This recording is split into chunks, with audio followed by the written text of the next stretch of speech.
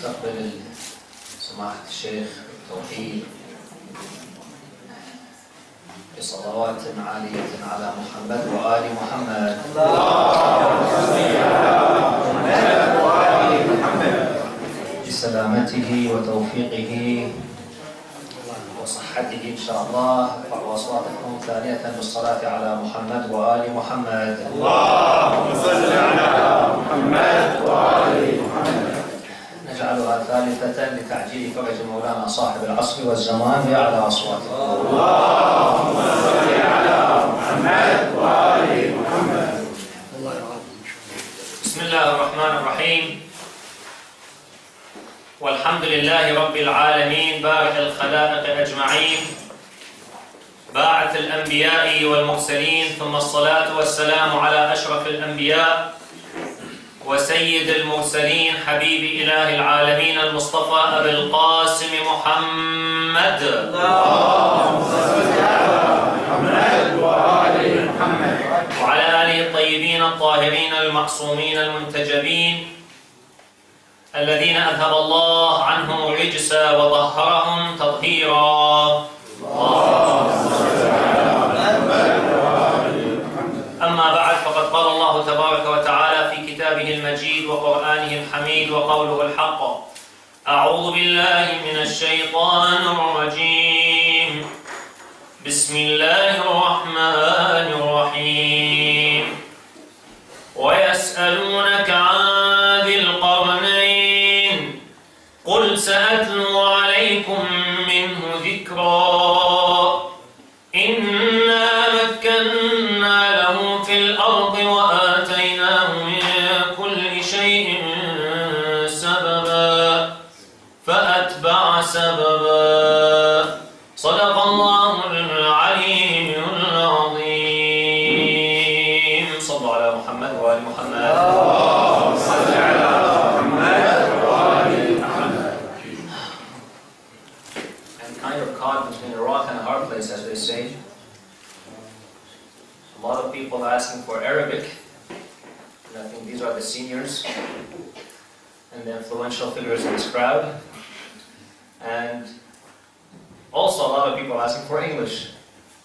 So to balance between the two, I'll speak for about 15-20 minutes in English, which will kind of summarize what I'll be talking about in Arabic, and then I'll spend the next 30 or so minutes talking in Arabic, inshallah.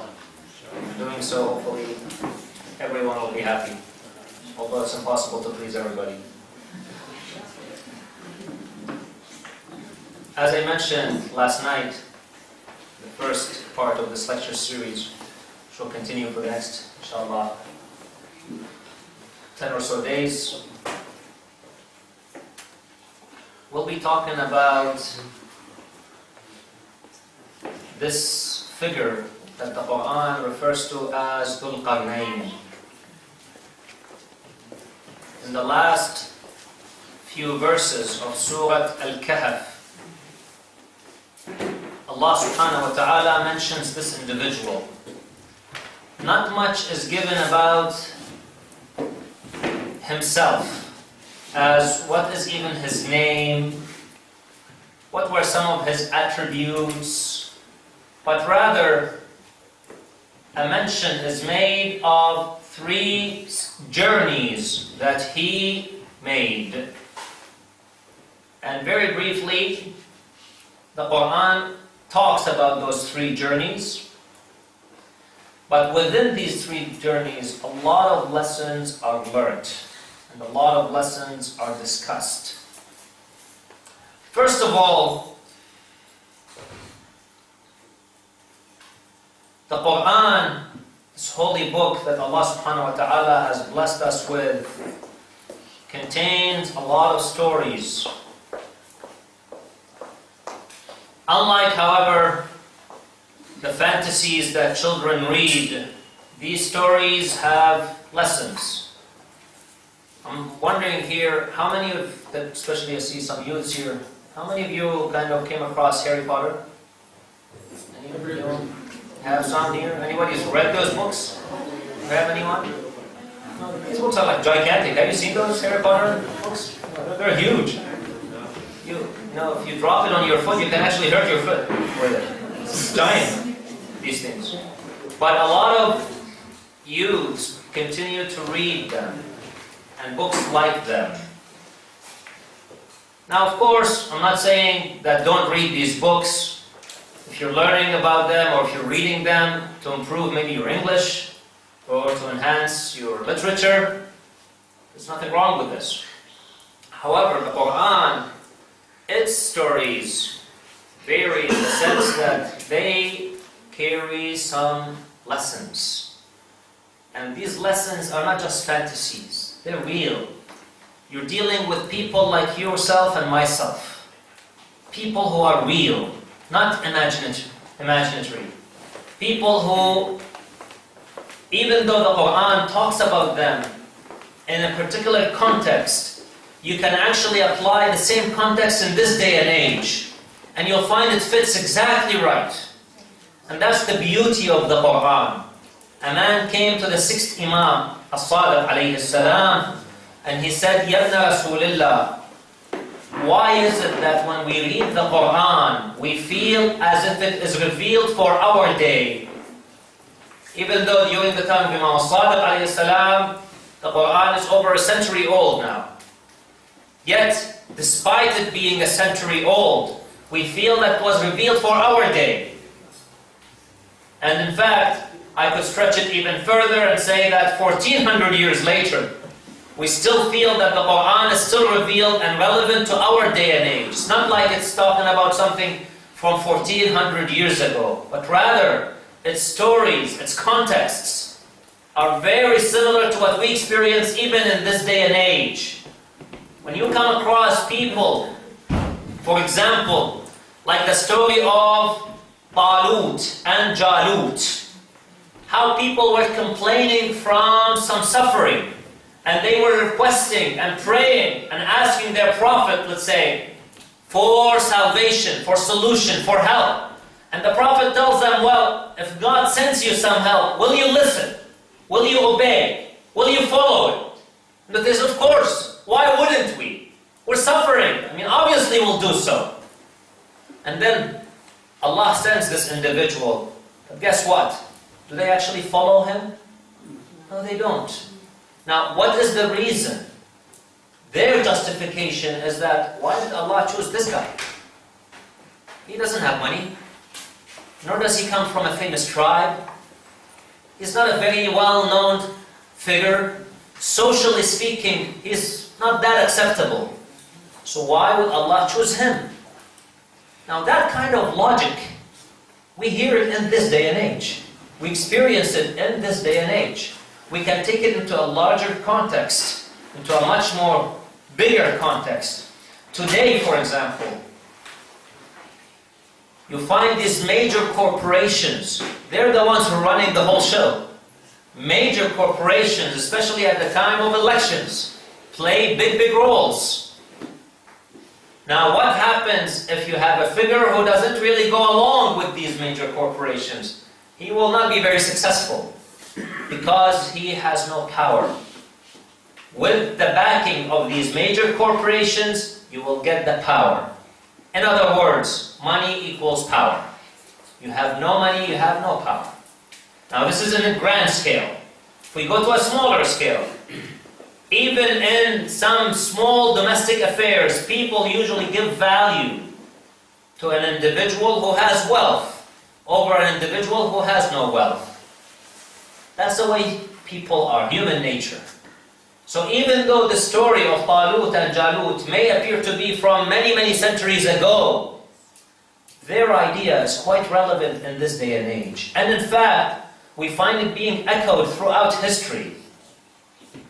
If we go back a few centuries ago from this incident of Talut and Jalut, back to Musa's time, alayhi salam, one of the issues that Fir'aun had with Musa is what? What was one of the things that he managed to fool his people with?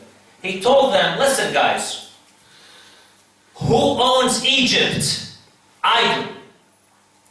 These rivers that flow in Egypt, who do they flow under? Me.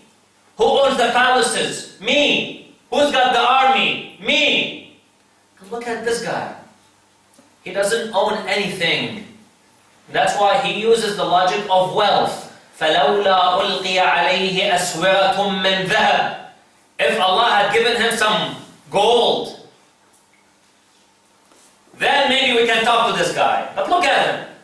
He's coming with sheepskin and a stick in his hand, and he claims to be a prophet of God. What kind of a prophet is this? Or at least if he's got angels backing him up, then we can also believe this guy. He's got nothing. The same logic, 1400 years later, or centuries later, the same logic is applied. Those who have the wealth, they talk. Those who don't, well, keep quiet, because nobody's going to listen to you anyways. That logic is there. So that's what makes the stories of the Quran so relevant. Because if you analyze them, you find them relevant in this day and age. The people whom the Quran talks about are similar to the people of today. You have the story of Yusuf alayhi salam, where his own brothers became jealous of him and tried to turn against him and kill him. And in this day and age, unfortunately, you also sometimes have siblings, or brothers and sisters, or brothers and sisters in faith, in iman, turning against one another, all for the sake of jealousy, or for the sake of control and protection. The idea is the same. The people are the same. The stories are very relevant even to this day and age. That's why the Quran comes and is full of these stories. And this story that we're talking about here of Al-Qarnayn is one of those stories, where although it's talking about many centuries ago, yet it is very relevant even in this day and age. And that is the beauty of the Quran. In addition to it being a book that is a miracle from Allah subhanahu wa ta'ala. I remember back about 15 or 16 years ago, I attended a lecture by a professor of Arabic at the University of British Columbia in Vancouver, Canada. This professor, he was not a Muslim. His name was Dr. Hanna Cassis. He gave a lecture about the Quran. In fact, this professor, interestingly, when he used to teach Arabic, back in those days they used to use cassettes. You remember those cassettes? You know, those good old stuff that you find in museums these days? You know? He used to use cassettes of Quran, and he would give it to his students. And he would say, I cannot teach Arabic without teaching the Quran, because it is the Quran that preserves Arabic. It is the Quran that teaches us Arabic. So even though he was not a Muslim professor, he was a Christian professor in fact, he used to teach the Quran or Arabic from the Quran. And one day, in one of his lectures that I attended, he said, if I treat the Quran only as a book of literature, just a book of literature, never mind all the miracles in the Quran, just as a book of literature, I can prove that this book is from God, from Allah subhanahu wa ta'ala. It is not the work of the prophets. And that's one aspect, one dimension of this holy book. So this holy book, despite it being such a great book, a divine book, yet it's a book with so many lessons, if we were just to sit down and reflect upon it. And of course, this month of Ramadan is a great time for us to sit down and think about some of these verses. Think about some of these words. Pay more attention to the Quran. A lot of people, unfortunately, once Ramadan is over, they take their Quran, keep it on the shelf, and they say, Ma'as-salama, we'll see you next year. That's not the way it should be. Time of Ramadan, 30 days, we should be reading the Quran to the best of our ability.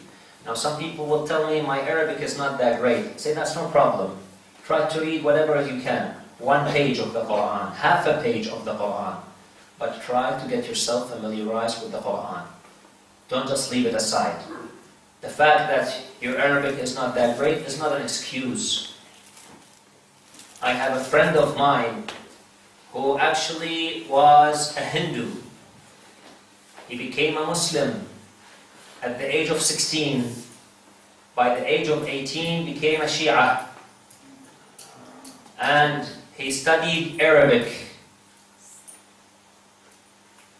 Currently, he's doing his PhD in Islamic studies, and he's become a sheikh. And the guy is a Hindu origin. His parents are still, the family is still.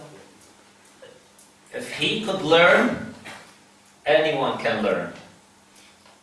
He did not start when he was young. He started when he was in his later teens. But he did it. And so you can. This tells us, the saying that goes, if there is a will, there is a way. There is a way. You put in the effort, and Allah subhanahu wa ta'ala will bless you, will help you out. So this month of Ramadan, it's a time for us to sit down and try to learn about these great personalities, these great lessons that the Quran teaches us about. And we try to derive lessons from them. And hence, in this particular story of the Qarnayn, Allah subhanahu wa ta'ala tells our Prophet that they ask you about Dhul Qarnayn. So tell them that I will tell you about him. Now, who is they? Some people say it was the Jews who at the time lived in Medina. They asked the Prophet ﷺ, and some say no, it was not them. It was the mushrikeen of Mecca. They actually asked the Jews for help. The Jews told them, ask the Prophet of yours to see if he's a legitimate prophet about three things. One is the story of people who stayed in the cave and they had a miraculous story. Two, about a man who ruled this entire earth from east to west. And third, about the soul, ruh. Asking those three things. In some reports it is said that they told them, the Jews told the mushrikeen, if he answers two of them, the first two, the ones about the cave and this man, but he does not respond about the third, he's a true prophet. And you can tell that he is indeed a true prophet. So the mushrikeen came back, they asked the Prophet ﷺ about the people of the cave, and indeed Surah Al-Kahf was revealed, talking about the people of the cave. So the Prophet responded to that first question. The second question about this man, in the latter part of Surah Al-Kahf, Allah talks about Dhul Qarnayn, or the story of Dhul Qarnayn. That leaves the third question, and in Surah Al-Isra, Allah responds, or tells the Prophet, they ask you about the soul, say, in their response, tell them that Allah knows about it. This is the command of God. So the Prophet did not respond. So this kind of affirms what the Jews told the mushrikeen. Indeed, he answered the first two questions, he did not answer about the third one. And then the story talks about Dhul Qarnayn and his accomplishments or his travel. We'll inshallah discuss those in the next few days, but for now this is where we'll end up with in English. Now, who is this man? In particular, I'll speak more about this in Arabic inshallah, so I do ask for your forgiveness. And then inshallah we'll discuss more about his accomplishments over the next few nights. So for now, sallu ala Muhammad wa ali Muhammad.